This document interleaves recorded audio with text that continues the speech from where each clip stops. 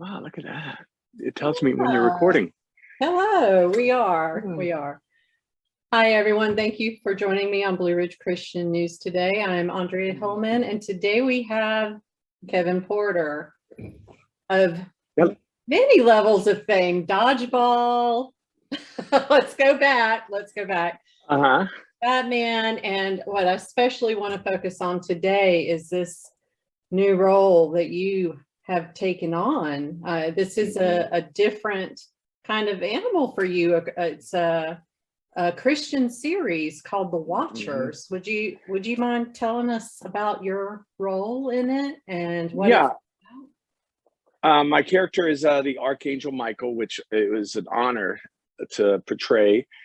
And I was approached a few years ago by Aaron Greer. He's the creator and the director, and he likes my work and said, would you be interested? So I said, absolutely. And he flew me up there to shoot a pilot. This is a couple of years ago. And with anything else, everything that you do, for the most part, a lot of what you do here is speculative. You believe in the right people and good things happen. And so we shot the pilot. I was very proud of it. And you just put it out of your mind. And you say, well, if it happens, it happens. If not, then per usual. So then back in December, about a year ago, we called and said, we got the green light. It is going to stream on Redeem TV, which I was very familiar with. And we're shooting in May. So I hope that you have nothing scheduled May and half of June. I said, yeah, absolutely. And it's a series based off of a spiritual war that's occurring between the devil and his angels that occurs here on earth. So the wars between the devil and his angels, or no, the devil and my angels, but also he's got some bad angels as well that I literally get into fisticuffs with a couple of times. So would you say that your role as the Bat in the Sun Batman, that might have prepared you a little bit for all this fighting going on in this series? Absolutely. The thing that attracted me to the project was the great script. I believed in Aaron Greer's passion. And also, I love the fact that I don't have to wear a mask and I don't have to walk around and talk like this, like I'm Batman. Right. And it could be a little more me. It did prepare me being Batman with all the fights, because we literally got the same fight coordinator that did Dying is Easy, Alfred Singh, who's amazing. And so that was nice and seamless. And there aren't as many fights in this as there are in the Batman things, which is I'm very thankful for.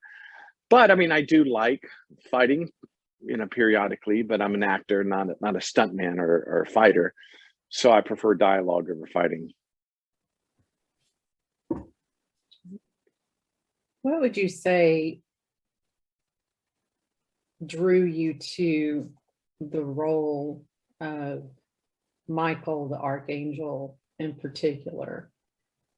The script, that he has heart, that he's a tough guy without a doubt, but there's so many wonderful tender moments, and there is this relationship. It's a paternal relationship that he has with this pop star, this diva, that I just really loved. And I read the text and I saw it on paper, and I thought, if this can come to life as I read it, then it'll be something that I'm going to be very proud of. And it did. And there were some magical moments that I had with, her name's Sophie, an amazing actress. Mm-hmm. And it was very paternal, and I was very protective, and I was protective in real life of this girl. That was one of the scenes that stood out for me, is just to show the dichotomy of him being tender and sensitive, and also stepping up and being the tough guy when he needs to be tough. Right. If you could play any role as, I mean, this is more of a Kevin Porter question than the Watchers question. If you could play any role that you haven't already played in your life, what character would you like to play? That is a question that I'm very familiar with, and I have the answers. I would love to play an evangelist, a preacher, a Southern Baptist, fire and brimstone preacher, dripping with the Southern accent and getting up there and saying, brother, you accepted Jesus Christ as your personal savior. I love all of that. I love everything that it comes with. And I just want to be up there, and I'll never be a preacher. I'm in awe, but I would love to play one on TV. I think that I would do it justice to a certain extent, and just to show the balance of the man. That's number one. And then number two is like a country singer. I would like to play a country singer. And that sounds weird as well, but no, again, it doesn't actually. Yeah. No, I get that. For the most part, a preacher and country singer, they're both communicators, and they both have to communicate in a way that is received well, that is delivered in some type of structure that is entertaining to a certain extent, because we all have our favorite preachers, and they are entertaining. They have to be entertaining, or we're falling asleep, we're leaving. The word of God is great, but it has to be delivered in a way that's acceptable to me. And when I say entertaining, I'm not saying that we should get up and laugh and sing or whatever. No, it's something that's pleasing or provocative, that gets us thinking and applying it to our life. And that's what art is. And I think that getting up there and preaching is an art form, and it's beautiful. My favorite movie, I think, is Footloose. And my favorite part of Footloose is John Lithgow in the movie, the preacher. And you've got to be familiar with Footloose. Of course. And to me, the movie is about John Lithgow. The movie is about the preacher and his faith. And is he delivering the message in the way that he should deliver it? And the films that have affected me that way have always been faith-based driven and surrounding a preacher and the struggles that they come with. Okay, I can see kind of the connection, especially since you specified a Southern Baptist style kind of preacher. That kind of dovetails in to some extent with a country music. It's funny because I'm Southern, I'm Christian, and Baptist. But when you combine Southern and Christian, you've got a whole different animal. And that's the animal. It's the Bible Belt that I love. It's, it's the witnessing and the preaching, and it's the fellowship, and it's the handshakes and the hugs and the smiles. And it's a whole different animal than to me, other Christians that I've met throughout the world for the most part. And we are all a part of this beautiful brotherhood. But when you meet a Christian from the Bible Belt, they speak my language. Right. Would you call yourself a Christian? Absolutely. Awesome. Yeah. Awesome. Yes. I'm sure that our listeners we're just dying to ask that question. I'd have been remiss if I hadn't have asked. Oh, I thought that's why I was on here. Well, I don't like to base it on that, because there's, I think I heard Dallas Jenkins mention it this way when he was discussing once about The Chosen recently, that not everybody who's necessarily part of the movie has the same belief systems. Like the person who delivers my series of The Watchers, from Amazon or wherever I may order it from in the future, they may not be Christian either, or the person is Amazon who packed it up, or, there's a lot of people involved with getting a series to my door from the. Agreed. I come from a region, which you're very familiar with, Jacksonville, Florida, to where you almost didn't have to ask if anyone, if, you know, are you a Christian? That's Because right. you were, That's you right. surrounded yourself with good people. And so when I'm asked that, especially out here in Los Angeles, it's a question that comes with strings. It's a weighted question. Yes. And so it's, you know, are you a Christian? I'm like, do I have to make that proclamation? Yes, of course I am. And so you have to make that designation. And also being out here in Los Angeles, not a lot, not, I will say not everyone is. I won't say not a lot of people are, but there are more, there's more variety in beliefs, which that's what makes this a beautiful world, beautiful country. However, if there's a pecking order when it comes to desirable faiths among other people, giving it towards the universe, I would say being Christian is not at the top. It's really not, because they have these preconceived notions on what a Christian is and the beliefs that they come with, and total misconceptions. And so I can proudly proclaim, if I'm a faith other than Christian, but if you say, yes, yes, I am a Christian, then they'll say, oh, and other things pop to mind, especially if you're from the South, and then really way other things pop to mind. And so when I was first out here, I caught on to that quickly, and I learned just to keep my head down, keep my faith to myself, and keep my mouth shut. As I get older and as I get more emboldened, it's harder to keep my faith to myself and to keep my mouth shut when there are certain things I'm just blessed. And I think it does, you know, a great disrespect when you don't thank those that have blessed you, and that's God, you know, the Lord. I love that. And and so I find myself volunteering it, because if someone said, you know, are you a Christian? And it's almost like, you know, are you a Christian? Yeah, I am. In whispered tones. Yeah, but now I find myself volunteering it, and especially because of the Watchers, I've been doing a great deal of interviews, and I'm proud. Not only am I proud, I find myself actively searching out projects that demonstrate my faith, that can further my message, my platform, and projects that I'm just proud of, projects that I know will make a difference. And when someone watches us, they're going to leave with something better than they came. And it's something beyond just showing up and punching and kicking and scowling. It's got more of a positive message, and it gives a beautiful footprint for me to leave behind. I love that. I think it would be fair to say that,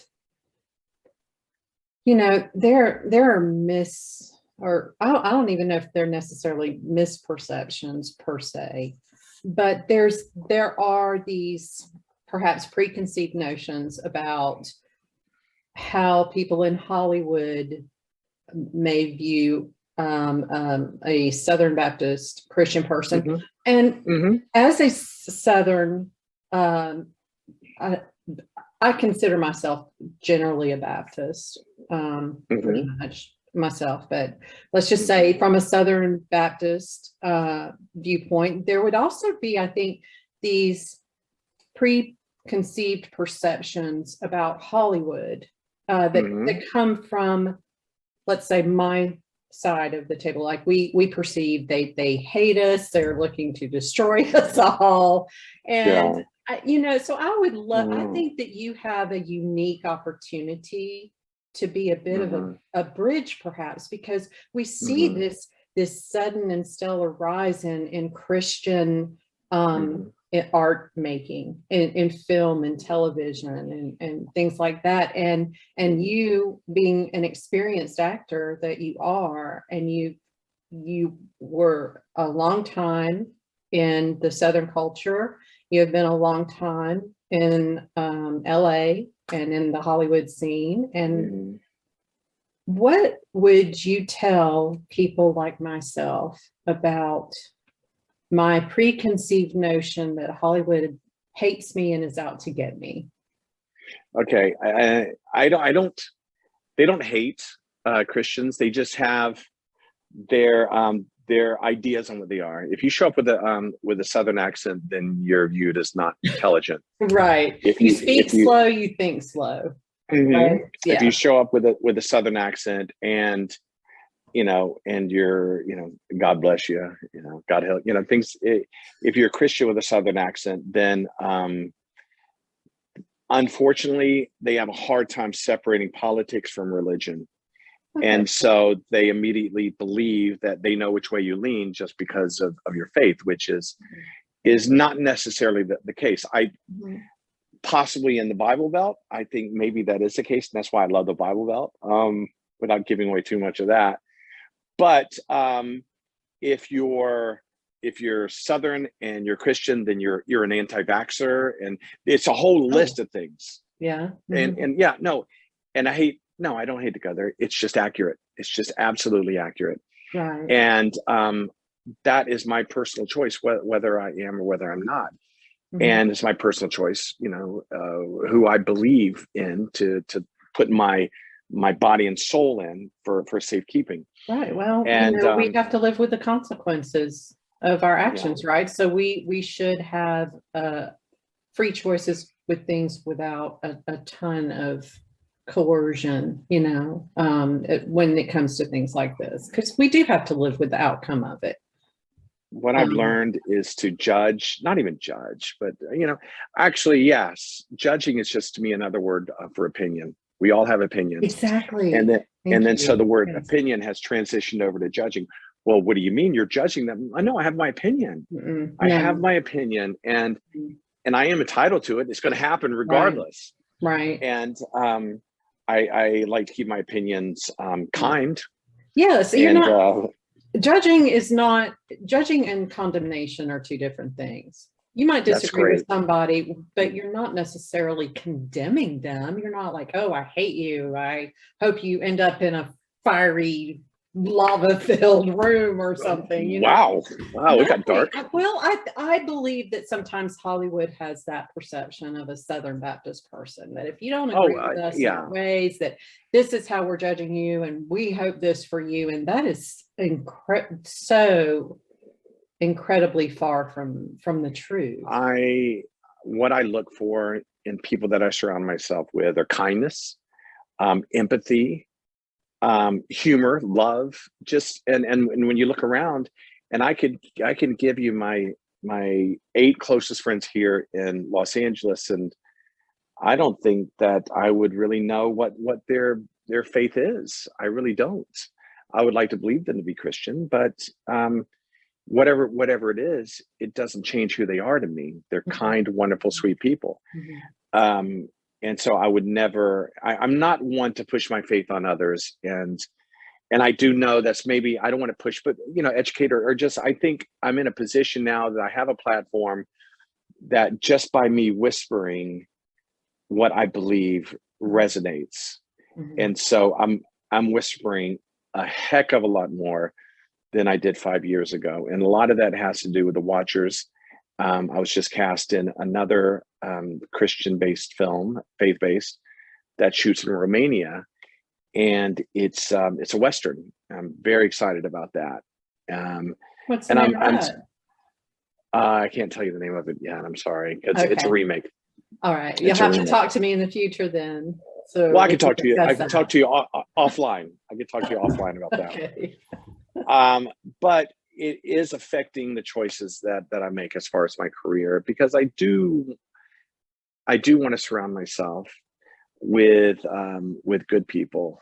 And you know what? If being a Christian, if one of their sweeping generalizations are that we're good, kind, nice people, I'll take that. I Oh, will take absolutely. that. Yeah. But also on the flip side, coming out here, it's not as if I feel persecuted. Everyone's wonderful. Not everyone, but for the most part, you're going to get your mix of people. And the people that I seek out are wonderful people. The people that aren't wonderful, the judgmental people, the people that don't respect my beliefs, the people that impose theirs, I don't surround myself with them. And they take up no room in my head at all. They're gone. I just don't have time for that. I just want to surround myself with people that I love, that love me, and we do positive, good things. And whether it's television, film, or just going to play mini golf, it doesn't matter. I want to be around good people, and regardless of your faith. But it just so happens that when I go home back to Jacksonville or Louisiana, the people that I'm surrounding myself, we also have the same faith. So that's always nice. Yes, that makes for a lot more comfortable setting on occasion, I'm sure. I'm thinking about, I can't get the mini golf thing out of my head. I'm remembering that big dinosaur. Yeah, the big orange dinosaur on Beach Boulevard. Yeah, it's still there. It's still there. Oh, bless. Yes. I feel like he had a name, but I can't remember it. There is a name. It was called Goofy Golf. You had Putt Putt, and then you had Goofy Golf. Yeah. And they're both on Beach Boulevard. Putt Putt was down towards, Arlington, but Goofy Golf was in between St. John's Bluff and Hodges, I would say. And it had a big orange dinosaur. Now they tore down the golf, but they kept the big orange dinosaur.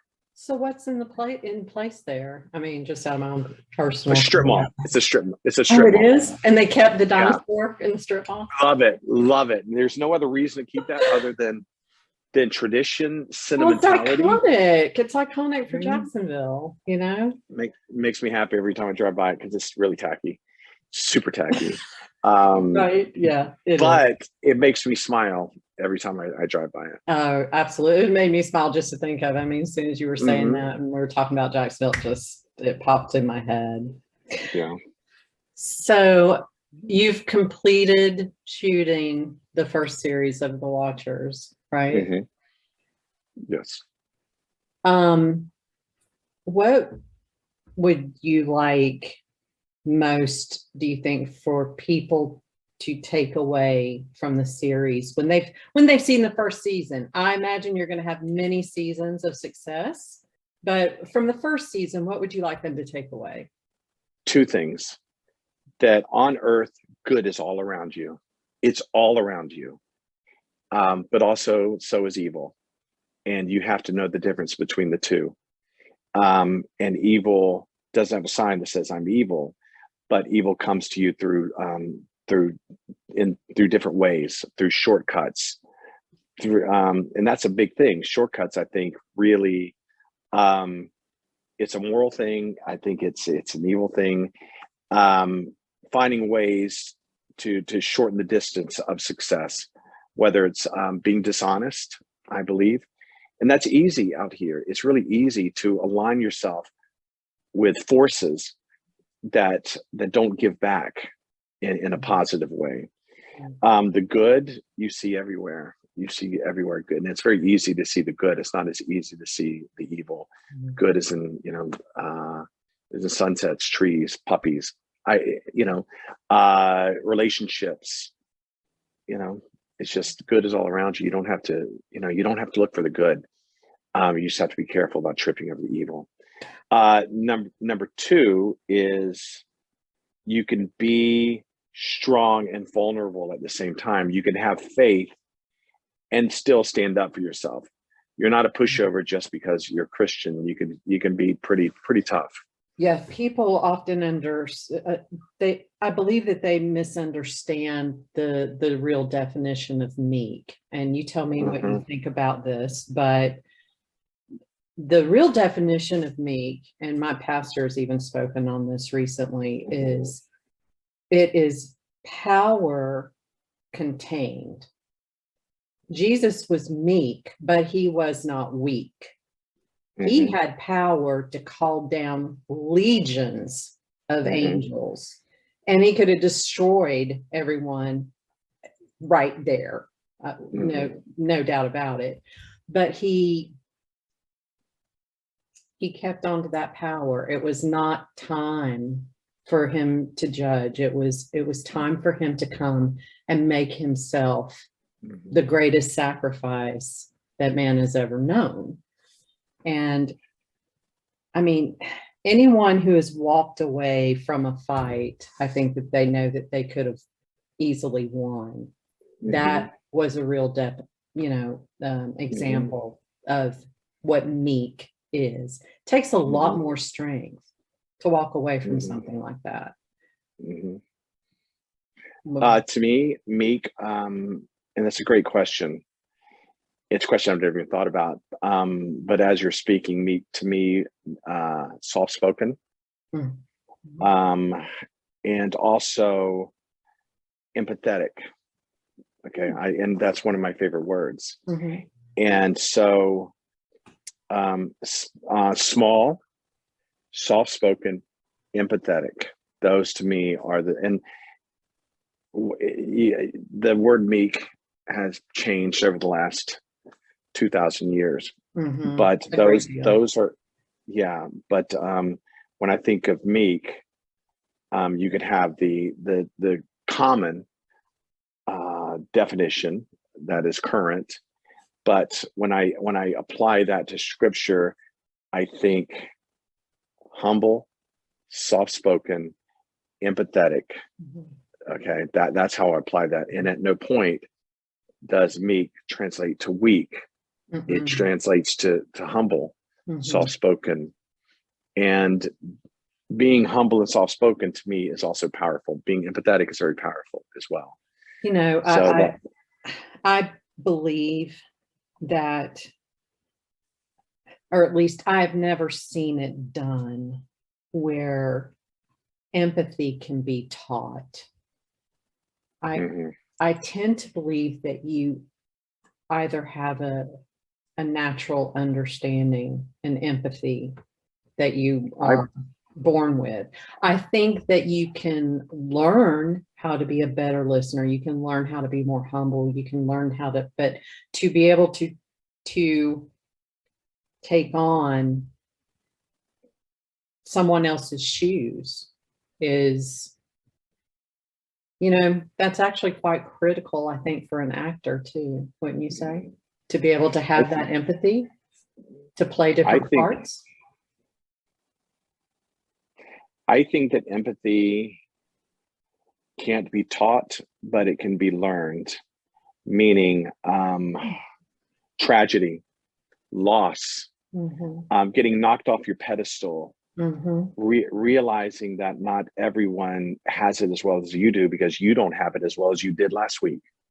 And that right there creates empathy. If you listen, if you pay attention, and if you let it change you and you learn from it, I think that you come out the other end very empathetic, because you're not so cocky, and now you are walking in those shoes, but at least you have shoes. So then you become empathetic to the person that doesn't have shoes. Right. So I think that empathy, if you are not born with it and you do acquire it, that means that you've gone through some struggles to make you a better person. I love that. But I also love how you put the impetus on the person, because in these difficult situations, they need to take the opportunity to learn from the challenges that they face. And that's important, because you could just try to, you know, wiggle your way out of it, a difficult thing, painful time in your life. That goes back to what I was saying with, you know, where evil is. Wiggling your way out of something, taking the easier road, wiggling out of it, as opposed to sticking through it, struggling, and gaining empathy and gaining understanding. Right.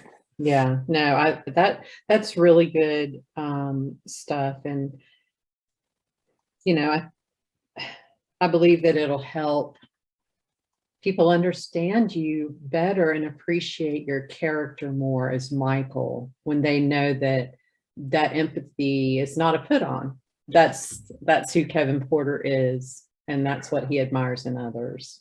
So, if I do my job correctly, and this is why I enjoy roles that are more like Michael and less like the action people, is if I do my job, and if I'm honest in those moments and I create life and I'm loving the person that's in front of me, they'll know exactly who I am.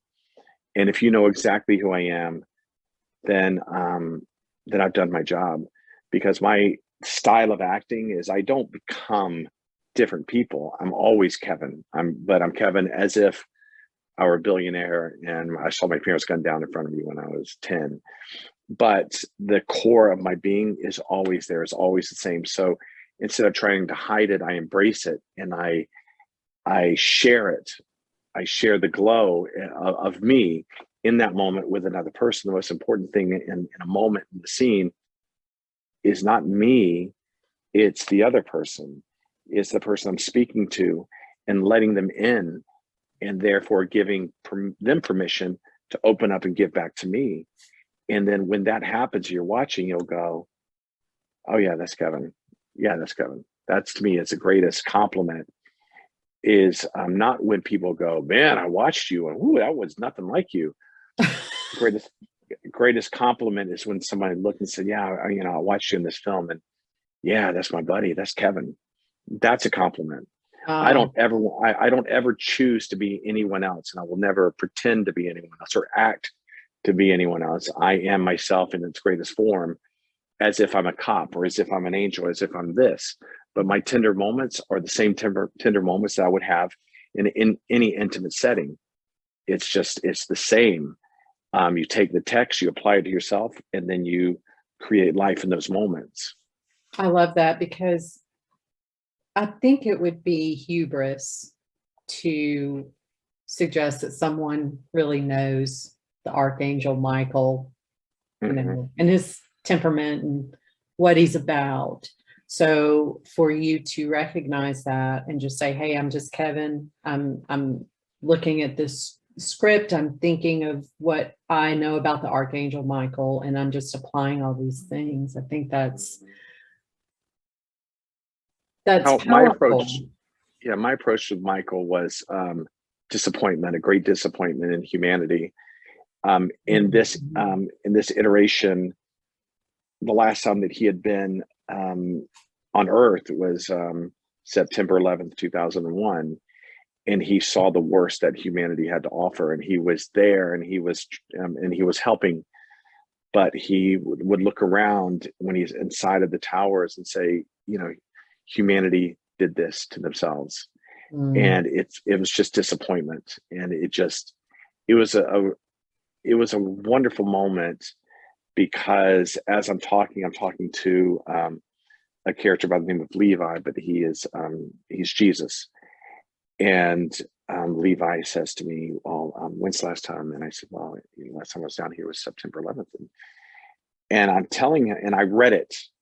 It's like a full paragraph, like half a page. And I read it, and then we did basically a walkthrough. And then I told the director, I said, I don't want to say this again until we shoot it, because I knew it would affect me. It affected me just walking through it, doing a cold read on it. And I said, and with anything else, whether it's pain or love, more so pain, you get used to it, and your body protects itself, and it sands off the rough edges. I didn't want that. I wanted to be raw, and I wanted to hit me right in the face. And so I'm talking about what my experience was as Michael on September 11th, 2001. And I got emotional, and it was just, I had a hard time getting it out. And that's real life. And so I knew that there was something that was beautiful happening, and it was just real life. And I knew it would happen, because the text was so beautifully written. And as we all were, I was greatly affected by the events on September 11th. And I'm reading this going, wow, how did he know this would affect me so? And so that was an honest moment that we had. And I was with his name's Sean Vaughn, actually, and a beautiful actor, and so gracious and so open. And he allowed me to be safe in his eyes. And I was, and it was one of my favorite parts. It's in episode 1. And I think that sets the tone, because it shows how vulnerable Michael is, because he just he loves humanity so much that he was heartbroken that it's like when your father and your two children are fighting. And that's when Levi, the Jesus character, says, we need you to come down and we need you to be a watcher again. And we need you to go out and protect. There's a spiritual war that's coming. And there are basically 4 people that are going to lead the spiritual revival. And they don't know it yet. So it's my job to go there and protect them, because the devil knows of them as well. So he's going after them and getting in their head as well. So it's literally a case of the devil on one shoulder, the angel on the other, and I'm the angel on the other shoulder. And so all I can do is play this beautiful character the way that I would play him. And what I let the text, the subtext, and my partner drive my motivations in that scene. And it's Michael as if I were Michael, and he's strong and he's empathetic and he's emotional and he's vulnerable. Because it's when you're built like I am, like, you know, with a beard and I'm 6'5", and it's easy to be the tough guy. It's easy to say, where is he? Tell me, where's the Joker? It's easy to do that. But when people see that softer side, which I naturally am, that's the one that resonates, that they're going, okay, that wasn't expected. They expect me just to yell and break things. That's the guy I tend to have more of a memory of myself, for sure. The guy that yells and breaks things, or the nice guy? The nice guy. Oh, thank you. Of course. Thank you. No, you are no raging, throat up against the wall. But no. I'm sure you were fearsome. I'm sure you were fearsome on the field, though, to your opponents. I was a good football player. I'd say I was a very good high school football player, but I never had that rage like some of my my teammates. Right. I think I was a pretty intelligent football player. I studied. I was tall. I had abilities, but I never had that rage. I went to a smaller college in South Carolina, and again, I was Which a really good Newberry College in South Carolina, right outside Columbia. Yeah, and I was good. But there was that component, that lack of rage, that lack of reckless abandonment that I didn't have, and I'm good with that. I'm good with that. Yeah. I always took a very pragmatic approach when it came to football, and I always just tried more to figure things out and use my athletic ability rather than using any type of anger or rage. Yeah. So just as I was in our homeroom class, I was that way on the field. Homeroom. We were in a homeroom together. Yes, we were. Yeah. I have fond memories of you. I don't remember everyone in our homeroom. I'd have to go through the yearbooks, but I do remember you because we sat right next to each other. So in different rows, but right next to each other. Good times. I was just back in Jacksonville a couple of weeks ago, and we had this wonderful little get together, and there's maybe 30 or 40 of us. Yes, and it was great. I was so jealous that I just didn't have time to go down. And like I told you, some of our mutual friends are coming up here the following week to see me anyway, up in the mountains. So, So you saw, I'll use her name, Kelly. You saw Kelly a week after I saw her? I did. Yeah. Okay, good. What was her take on our little get together? Did she enjoy it? Oh, absolutely. Oh, no, she had nothing but fond things to say. And she particularly found you endearing in your treatment of a fellow classmate. Yeah. Very special. Very, very special to me. And as is Kelly, and as is everyone that came. So that was very easy to be endearing. Very, very easy. Well, Kelly has she's discerning. I like to say of her. I believe she is discerning, And she noticed that, and that, That was okay. yeah, that stuck with her for sure. It was easy, and I'm a big hugger, and I was just hugging on everybody that night. I was so happy that that we're still here, Yeah. and we're thriving, and we celebrate our shared history. Oh, Because we had you such a can't. wonderful class, didn't we? Yes, we So many did. wonderful people in our class. It was really amazing. I didn't get to graduate with everyone. As you know, my father was a military pilot, so I got taken away a little sooner than I would have liked. But I so enjoyed my time there with everybody, and I still maintain those relationships today. So As do I. yeah. There is a great song. I think it's a Kenny Rogers, another Kenny Rogers, Dolly Parton song, I believe, and it's called "You Can't Make Old Friends." And I just love that. You just have them or you don't. Right. And so I have these incredible people that are in my life. I've got LA friends. I've got Jacksonville friends. And the wonderful people in my life that have been here for, in my life for 2 years or 4 years or 10 years, which is great. But when I see Ken and Doug Onsman, and I've known them since I was 5 years old, or Ricky Gordon, I've known since I was 10, goodness gracious, they know me inside and out. And all of the Los Angeles stuff and whatever, that's, they put that aside, and they know me, they know who I am. And if I ever, and I don't, but if I ever posture, they just slap it away. How did you keep, do you think? Because I really haven't detected too much Hollywood in you, which I think most people would think that that's a good thing, because you want to make an impact more, I think, than you would want to be impacted in this world. That's what I would certainly like to do.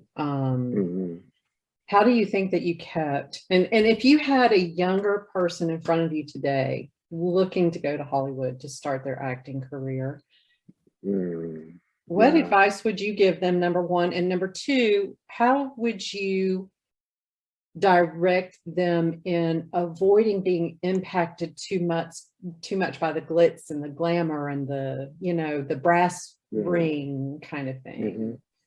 The first thing that I would ask them is this something that they need to do? Is this something that they will regret not doing in 10 years or 15 years? And if I would look in their eyes and see if they have that passion. If they have that passion, then I'll say, okay, then it's something that you have to do. It's better to go, and it's better to get it out of your system. And if it doesn't work out, you have to come back. And then you could be around your family, and you could say, you know what? These are my LA days. When I was in Los Angeles, and I gave it a shot. And I have many friends that have done that. But a lot, there's this certain belief that you have to come out here and you have to not have a backup plan, and it's do or die. And when there's 98% of the people do not achieve that goal, no, I'm sorry, 99.5% of the people, that's a lot of dying there. It really is. And so I would make sure 100% that is something that is so deep within your soul that you will never feel complete unless you give it a shot. And that's what was going on with me, because I went to Sandwood, went to college, came back, had a few Larry Shine subs, sold them, went to Merrill Lynch. And I was so blessed to have success at an early age, but there was this void inside of me that every time I would go to see the movies, I would go, I can do that, I could do that. Look at that. And I would feel incomplete. I remember this will date it. I went to see Con Air with Nicolas Cage, and I'm like, I could do that. Yeah, that's a great. I could do that. And so I was in theater all through college, and I decided to audition for a local play at Players by the Sea in Jacksonville Beach, and I ended up getting the role. And I said, okay, that's it. I'm going. I have to go now. It's now or never, because I was knocking on 30's door. Right. And I was very happy to have gone later than earlier. I think that would that would have eaten me alive. The Right. second thing I would say is, know going into this that every day that you take away from your family, and your family could be your brother, sister, mother, nieces, nephews, every day that you're on this coast and they're on this coast, you don't get back. They don't go into a bank and you withdraw those after they're gone. And so for the better part of 20 years, I was away from my mother and my father and my sister, and all three of them are gone. Right. And I asked myself, Kevin, was it worth it? If you could trade in your accomplishments for time with them, I don't think they would want to. I think my mother would say, no, Kevin, because she was my biggest fan. Right. She would say, I will not allow you to do that. Right. But I would ask them, I would say, you have to thine own self be true. You have to do what's right for you. But know going into this that you're setting a sequence of events that will not allow you to be with your family. And it's called a sacrifice. And so anyone that comes out to Los Angeles to pursue their dream, I applaud them and I support them and I am a resource to them, because they're sacrificing so much for this dream, so much. And it's the simple fact of being away from your family, and you will never get that back, ever. And so if that's the case, you better give it everything that you have, everything that you have. And if it gets to the point to where you're not where you wanted to be at a certain time, I see no shame in going home. I see no shame in going back to your family and live on your days in Hollywood. And if you're an actor, you just want to act. Okay. I'm an actor, and whether I'm doing it for 7 million people for Dying Is Easy or 50 people at a local theater, I don't care.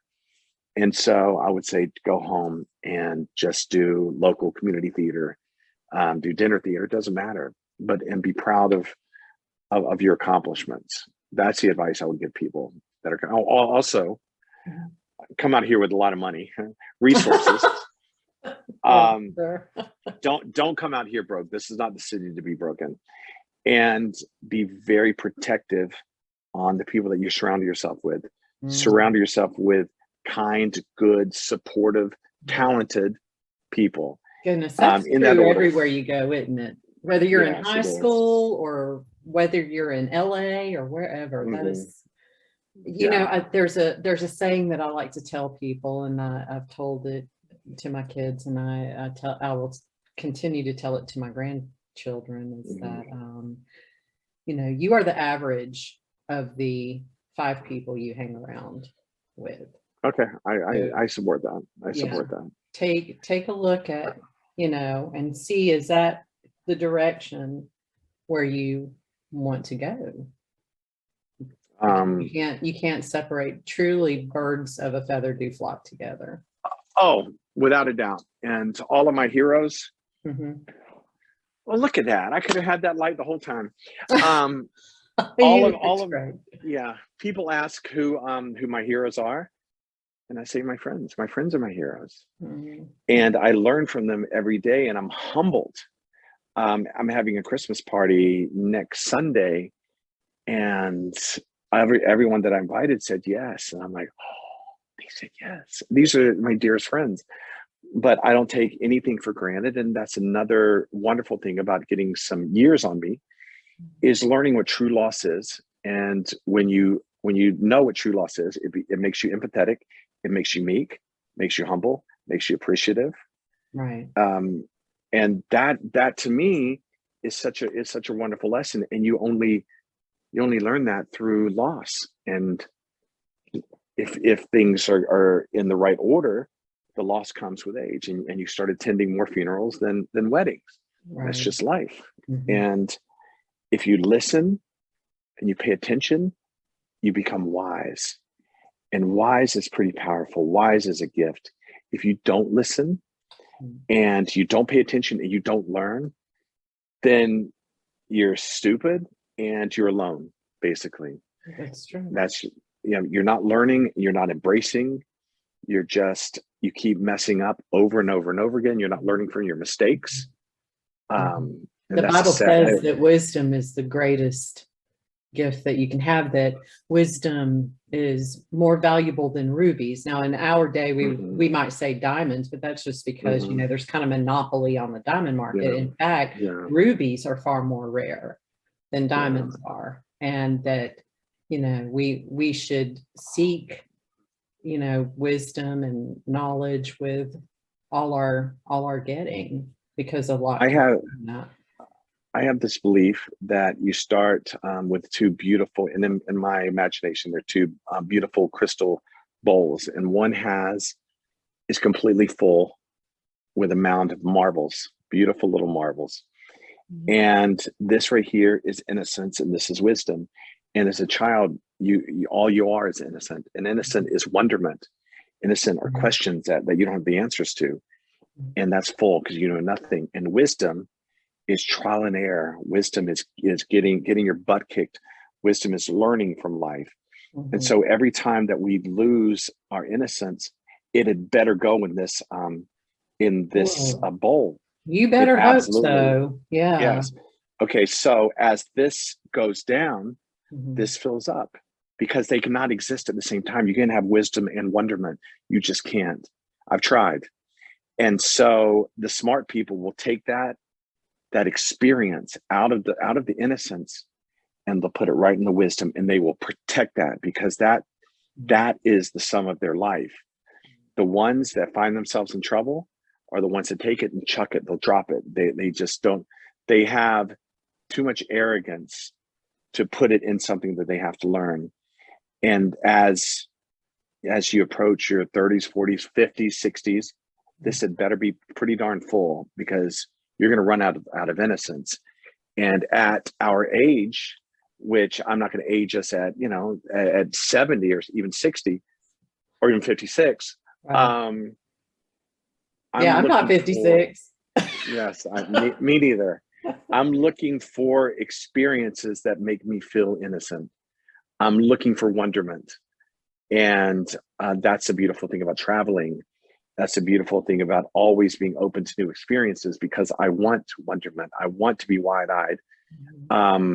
There's a certain amount of pride and in knowing what you've done in life and having it figured out.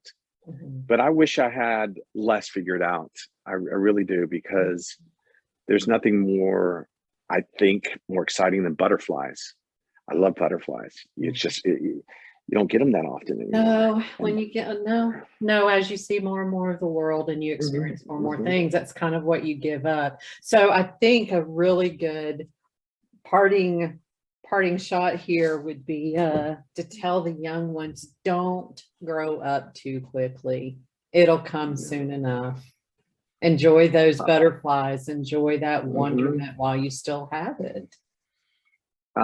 And pay attention and learn as life passes you by, and not be arrogant enough to believe you got it all figured out, because lost without learning is true loss. Lost with learning is wisdom. And so when things happen, pay attention and go, okay, find new mistakes to make. Don't make the same mistakes over again. All right. Definition of insanity. Doing the same thing over and over again, expecting a different result. Thank you very much for bringing me on. Yes, thank you. It has been a joy, and it's great reconnecting with you. Likewise. And I will tell all of our friends that I spoke to you. Oh, well, I look forward to it. I'll be calling Kelly after this. She's one of my dearest friends. I have such wonderful memories of Kelly. Wonderful. And then seeing her again a few weeks ago, I'm just like, wow, she hasn't changed. She looks exactly the same. She's just as sweet as she's ever been. Her smile is just effervescent, beautiful. And that is exactly who she has always been. Innocent and effervescent for sure. Yes. I would like to offer you any final thoughts before we close this out real quick. Is there anything that you want to share that I haven't covered? No, just it's funny that you mentioned one thing about how I maintained my we'll say my innocence as much as I could out Mhm. here. Mhm. And what have I held on to that's kept me from changing? Mhm. And I do believe I have. I do believe that I have changed. And I go back and I wondered what my life would have been if I stayed in Jacksonville. How would I have been? And I think that I would have been the same, boy inside, but I have more bruises. I have more scars for not just what I've experienced out here, but losses that I've experienced. I think that the ability to experience outside of the bubble of what I love, and I love the bubble of the Southeast, Mhm. Me getting too. outside of there and travel has been such an education for me, and I've been blessed to have gone so many countries, more than I mean I could count, but it's a lot. And being exposed to cultures to say, you know what, maybe we don't have it all figured out, but we're pretty darn good. And Mhm. there are other ways to do things. There are other languages out there. There's other foods. There's other cultures. When you go into another country, you have to check your arrogance at the door and be so receptive to the new cultures that come your way. Because if you're not, then it's a waste of time. It's a waste of time. Then you become just a tourist, and you may as well just stay home and look at postcards. But the Right. people are the greatest resources, no matter where you go, whether it's up in Boston or Bangladesh. The people are the greatest resource. So no matter where you go, I just want to talk to everyone. I want to learn everyone.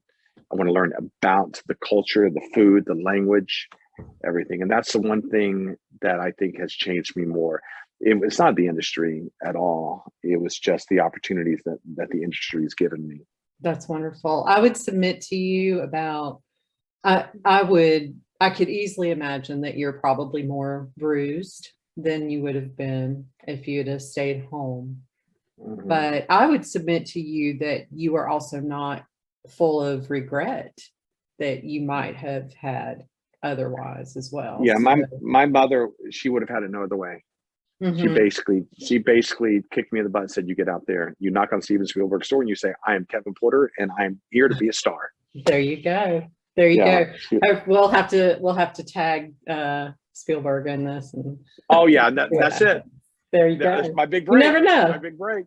You never know. You Never never know. know. Thank you so Thank you much, so Kevin. much. And thank you Absolutely. guys. Thank you for joining us on Blue Ridge Christian News. I hope to be back with you soon, and you have a wonderful holiday season. Merry Christmas. Bye-bye. Bye. Merry Christmas. Another thing I'm Yeah. saying more of is Merry Christmas. I'm not even saying Happy Holidays out here. No, You know what I but do? it is You a know what? holiday season. I don't really say happy holidays, but I do want people to enjoy the holiday. It is Well, Thanksgiving, absolutely. Christmas. I love it, and Mhm. I am not shy about it. I say Merry Christmas to everyone. If they say, well, I'm not Christian, I said, well, are you going to get the 25th off? Yeah. I said, well, then Merry Christmas on the big day. There you go. There you go. Yeah. I love All it. right. Thank Have a you, wonderful day. Kevin. Thank you. You Bye-bye. too. Bye-bye.